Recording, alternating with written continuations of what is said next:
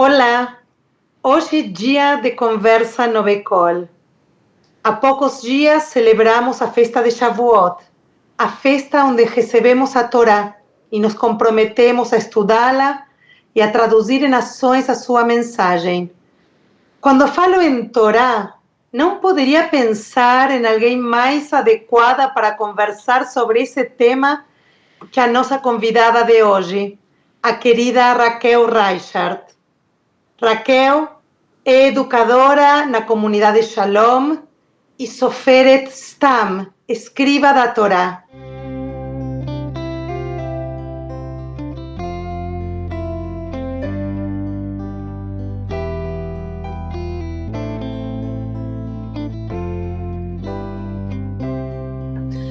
Olá, Raquel, seja muito bem-vinda. Estou muito feliz de poder ter esta conversa com você.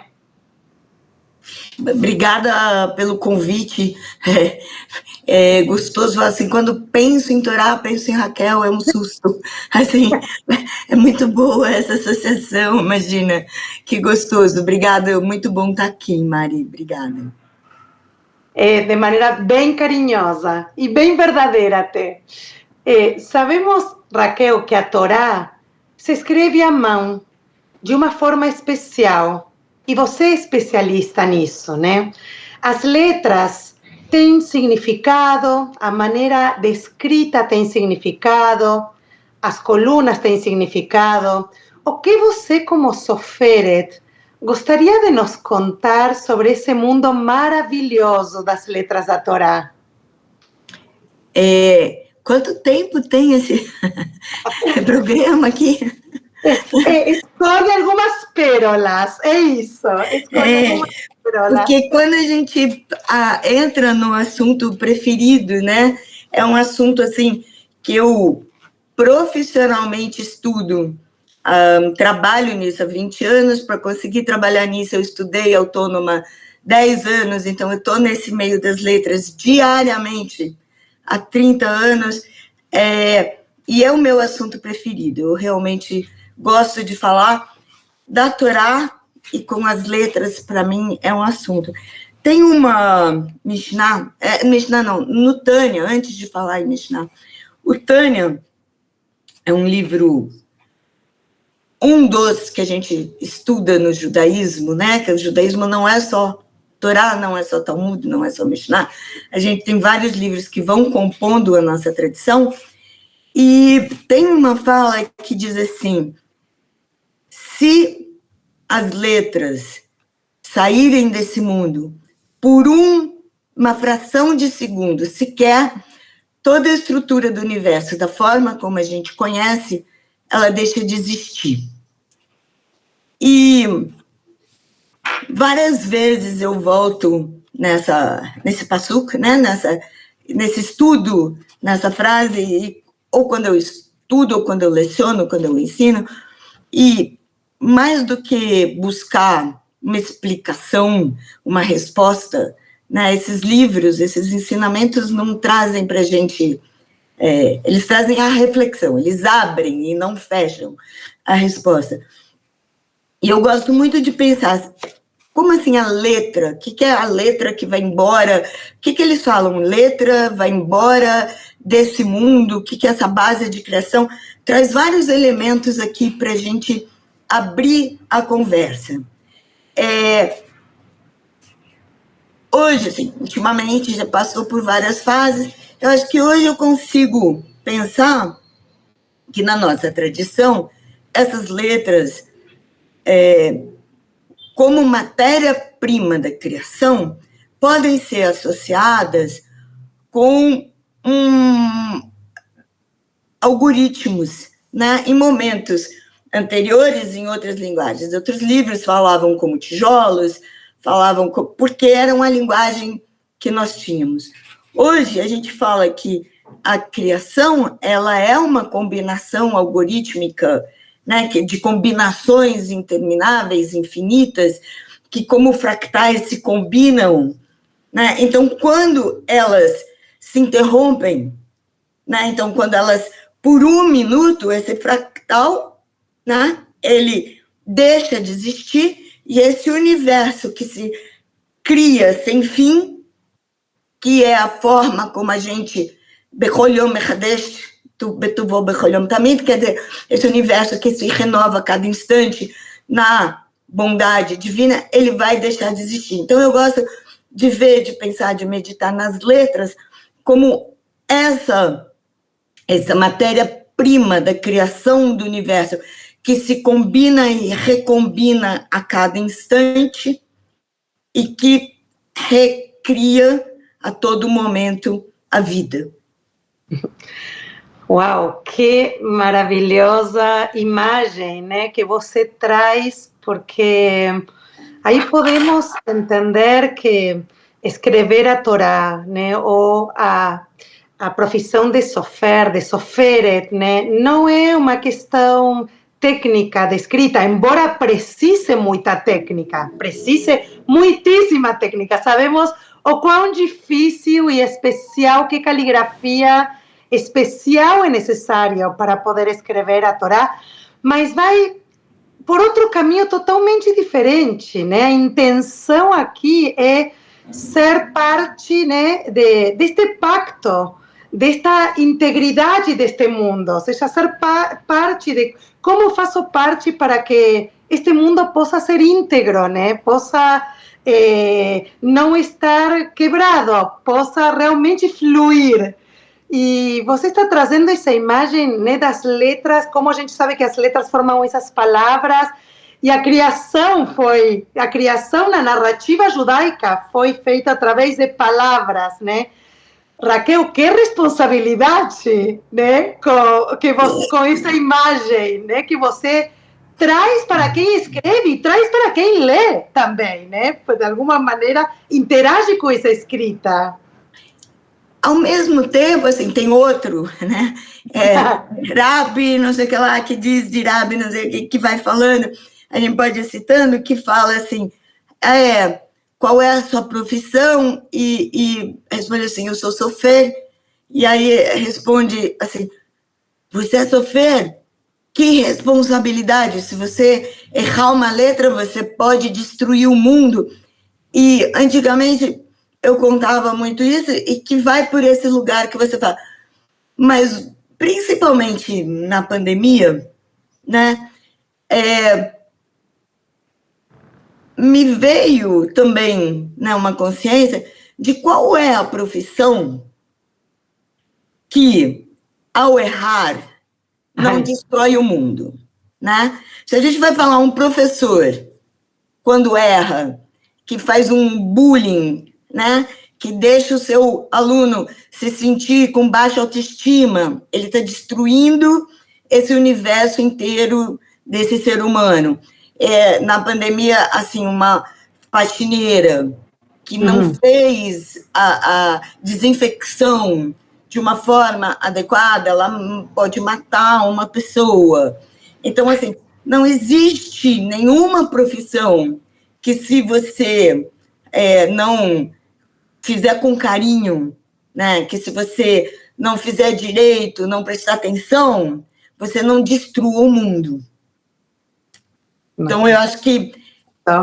Super lindo, mas o que é interessante para mim e um convite muito reflexivo é poder olhar para essa escrita da Torá desde esse lugar, né? Eu acho que tem muito essa coisa dos sindicatos, né? Então, a escrita da Torá, e a gente que escreve esses midrashim, a gente fala, a minha profissão é de muita responsabilidade. Mas, mais do que tudo, a questão do escriba vem dessa humildade, porque se você não vai mexer com construção de mundo, né, dessa cópia, de eternizar um texto, que você não é o autor. Claro. Se você não puder ter essa postura humilde, né? E eu acho que daí, acho que tem um ponto que podemos, assim, ver o porquê dessa profissão ser menos conhecida ou menos procurada do que como quem quer estudar, e aí eu te falo, tem que estudar muito, tem muita responsabilidade, mas por que ela é menos procurada do que um rabinato, por exemplo? Aham. Né? Porque o rabinato, ele tem uma projeção comunitária, ela é autoral, ou é autoral explícito. Claro. Né? Tem um reconhecimento explícito da parte autoral.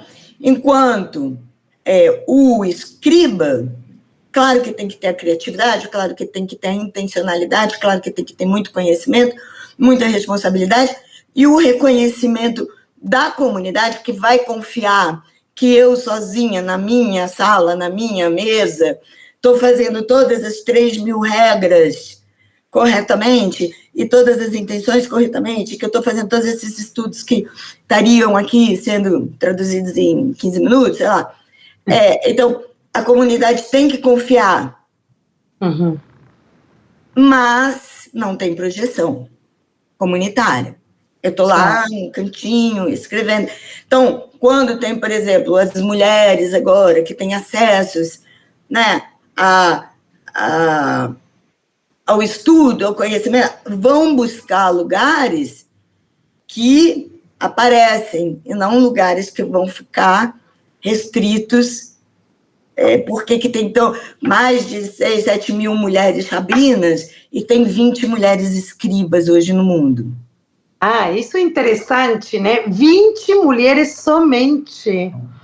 E aí você é uma das 20, né? Que orgulho, né? E uma brasileira, né? É uma das 20 mulheres. É algo genial, assim. E mesmo assim, 20, assim, no mundo inteiro, mas de uma geração onde as mulheres, dentro, né, dessa tradição, não ocupavam cargos de estudo de projeção, de liderança comunitária.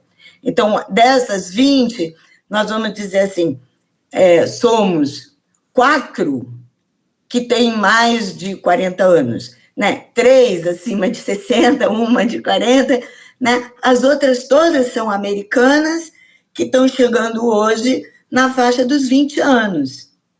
Ah, então, Né?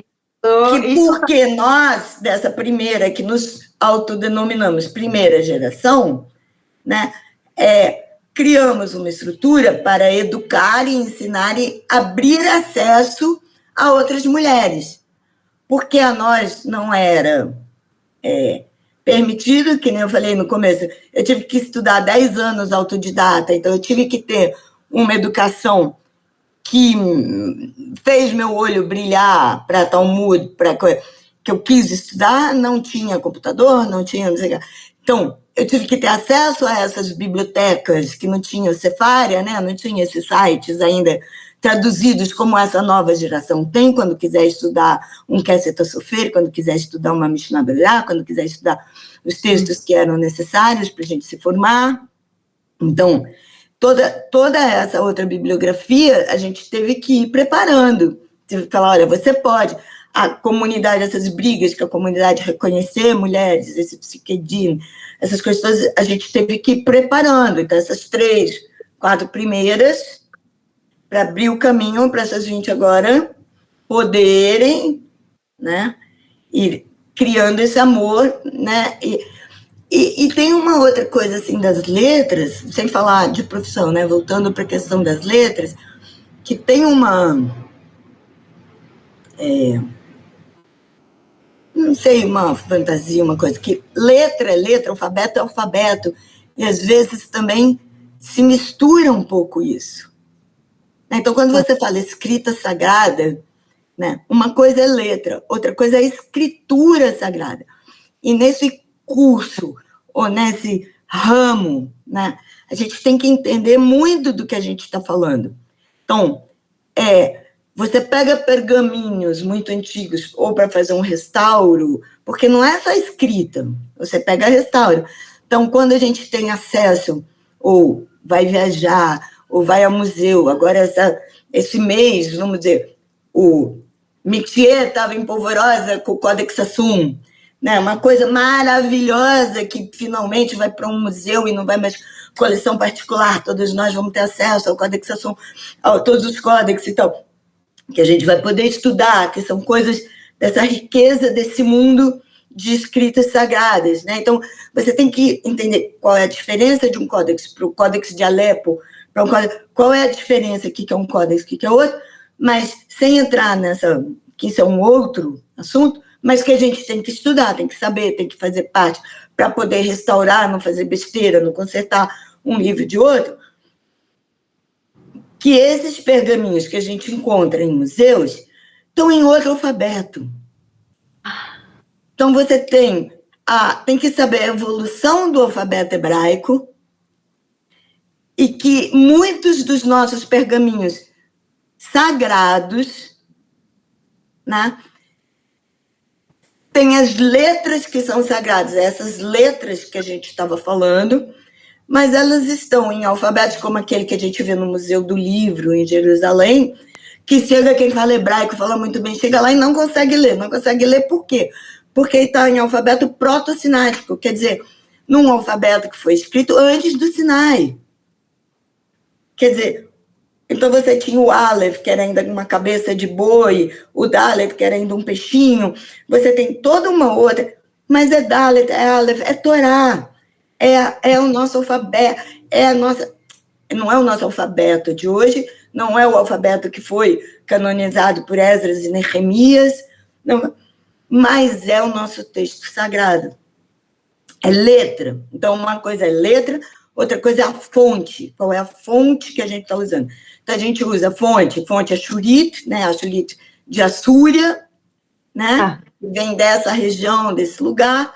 Essa fonte, você pega toda a Torá, quem tem um privilégio de poder se aproximar dos pergaminhos de Torá com mais frequência em sinagogas, vai ter Torá que chama Sefaradi ou Ashkenazi, mas não é só isso, tem outras diferenças.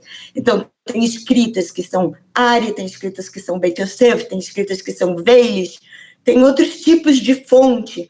Então, cada escriba foi treinado em que fonte? Quem era o seu professor? Ele está escrevendo conforme qual escrita. Então, tem uma riqueza nesses detalhes de qual Torá, que letra. A gente está falando letra é uma coisa, fonte é outra coisa, mas cada uma dessas letras tem o mesmo significado, tem o mesmo valor, tem o mesmo, né, compõe.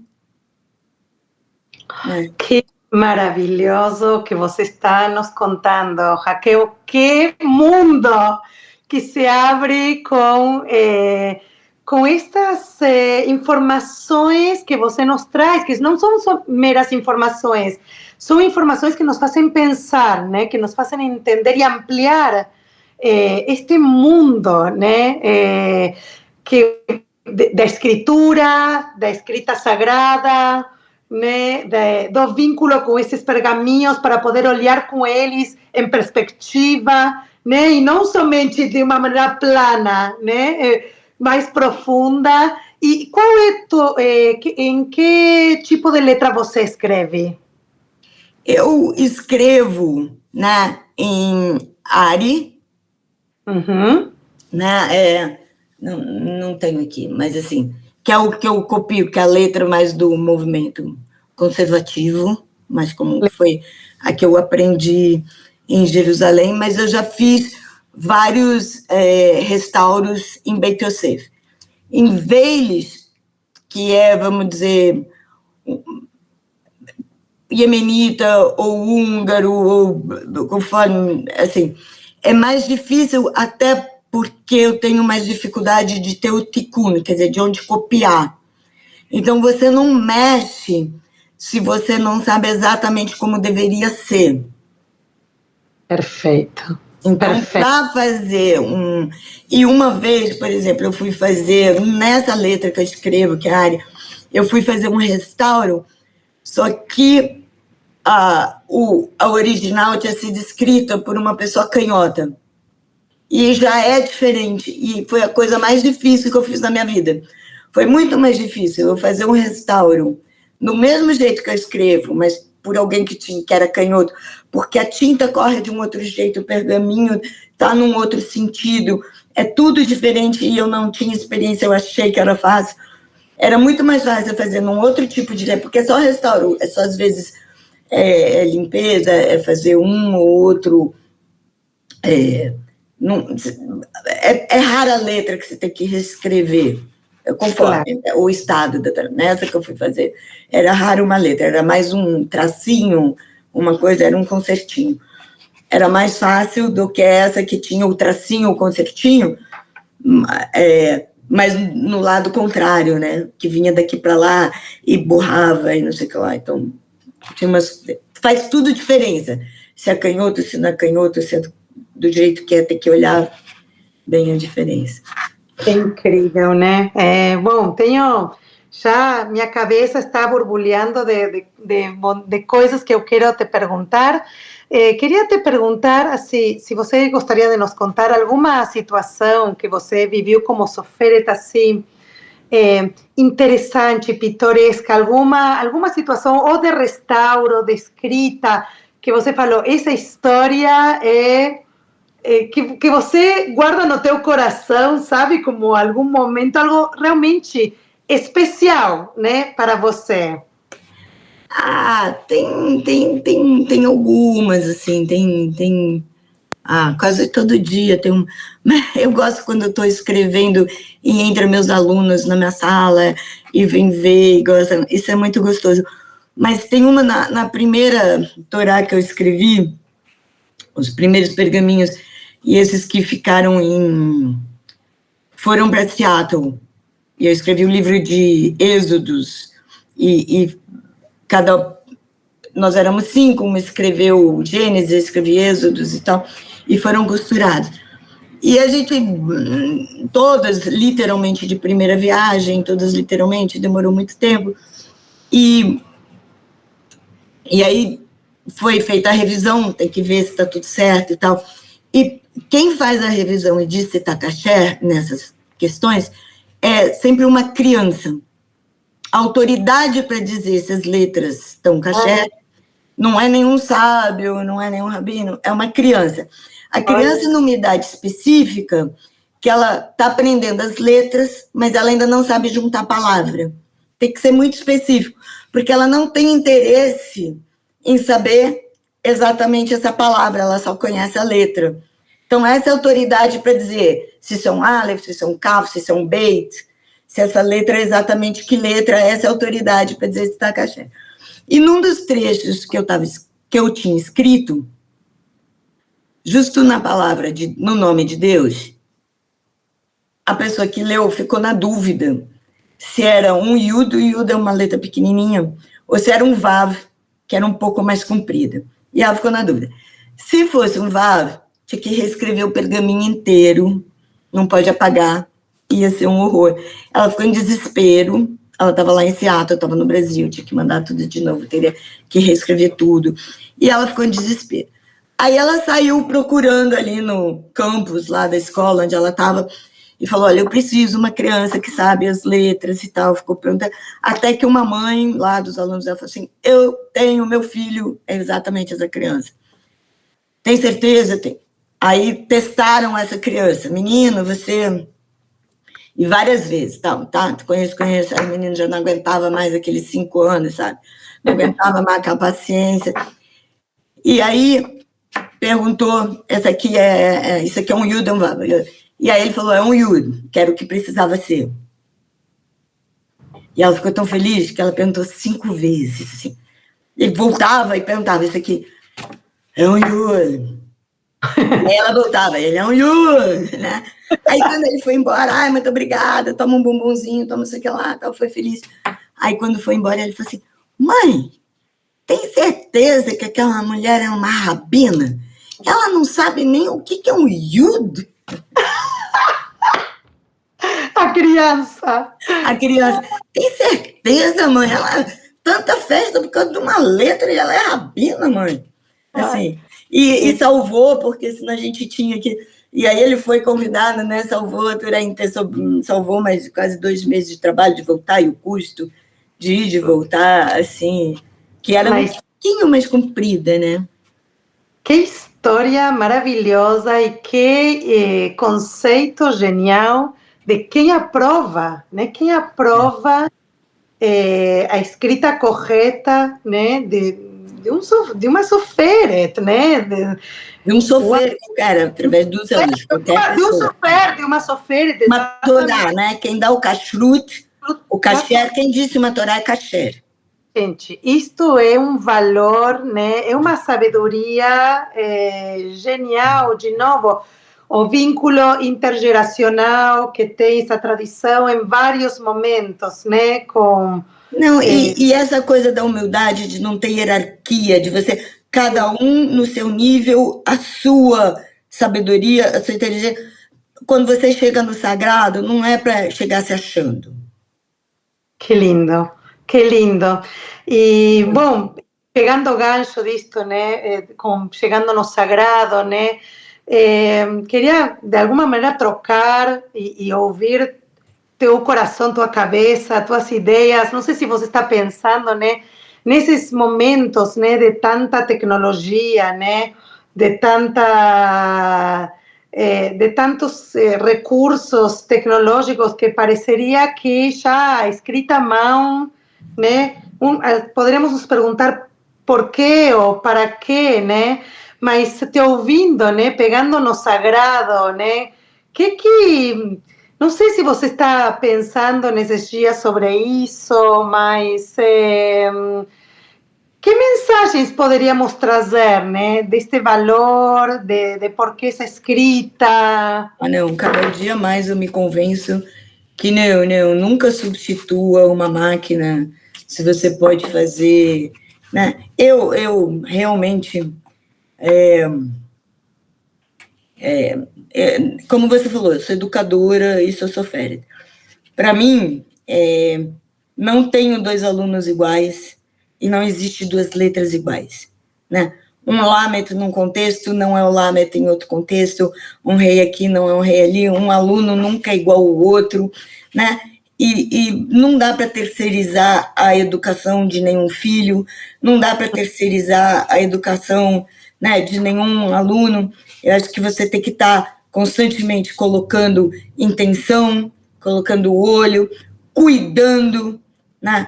Faz total diferença quando você se né, educa, e todo, né, aluno, né, todo não, mas a maioria, né, grande maioria, tem dois olhos, duas orelhas, um nariz, uma boca, dois pés, né, e toda letra é parecido, né, mas nenhum é igual, e não é porque tem dois olhos, duas bocas que vai ser igual, né, e saber olhar essa diferença, a máquina não sabe. E o sagrado é o que não deixa para os teus, é o que traz, como a gente estava falando, é o que traz a vida, é o que cria, é o que traz essa diferença, né? Então, quando você olha o pergaminho, que é animal, a pena, que é animal, quem escreve é animal, né? Essa coisa, a tinta é vegetal, isso tem intenção no fazer. Não é automatizado, né? Quer estudar? Estuda no impresso, não tem problema. Mas os rituais com energia, né? Os rituais que são feitos com intenção, não tem preço, né? A diferença de um filho, de uma criança que é educada com intenção, que tem propósito, é outra coisa. Ai, quantos valores permeiam, né, este mundo. Por isso, sem dúvida, quando recebemos a Torá, né, temos que estar conectados com esta intencionalidade, temos que estar conectados com esta reflexão que você está nos trazendo para pensar.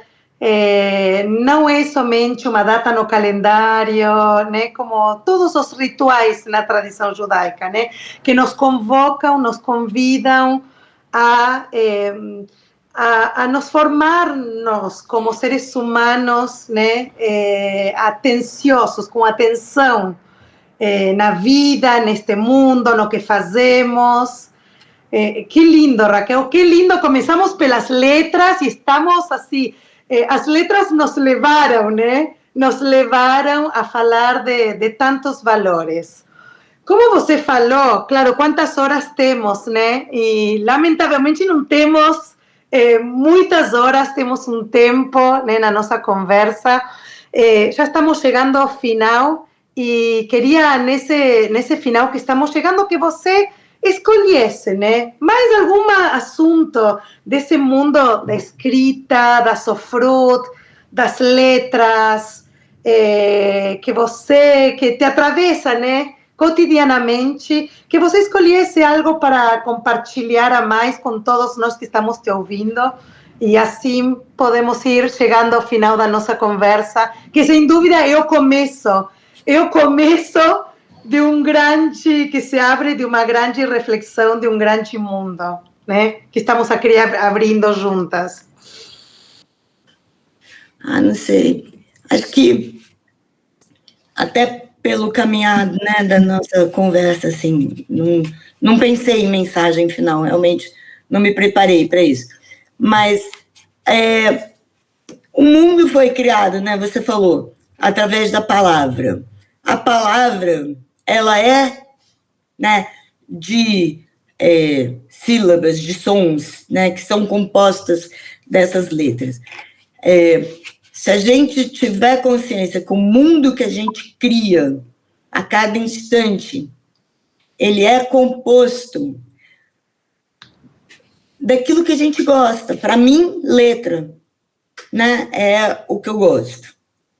Se a gente todos pudermos nos dedicar, né, a uma palavra composta, feita, construída daquilo que você gosta, não tem outro resultado a não ser um mundo de bondade, um mundo de empatia, um mundo que vai em direção ao próximo, porque você vai colocar de você, né? Você está criando um mundo daquilo, né?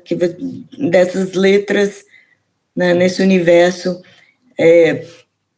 de trocas. Para mim é letras, para o outro é educação, para o outro é financeiro, e não tem como ser excludente, né? Todos eles se constroem e fazem parte, e é essa coisa do fractal, desse algoritmo que a gente colocou no começo. Então, eu acho que é ter essa consciência do que você fala, e isso que você fala nesse sentido, que vai criar um mundo que você vive. E esse mundo que você vive, né, é a base, né, do sagrado. Uhum. Se você tomar essa consciência, puxa, não tem como dar errado. Uau! Bom, Raquel, primeiro quero te dizer que adorei ter esse tempo com você. Quero te agradecer pelo teu tempo, por estar aqui comigo, batendo esse papo. Na verdade, não estamos sozinhas, vamos estar com muita gente que vai estar ouvindo e recebendo, e inclusive dialogando, né, de alguma maneira com essas ideias.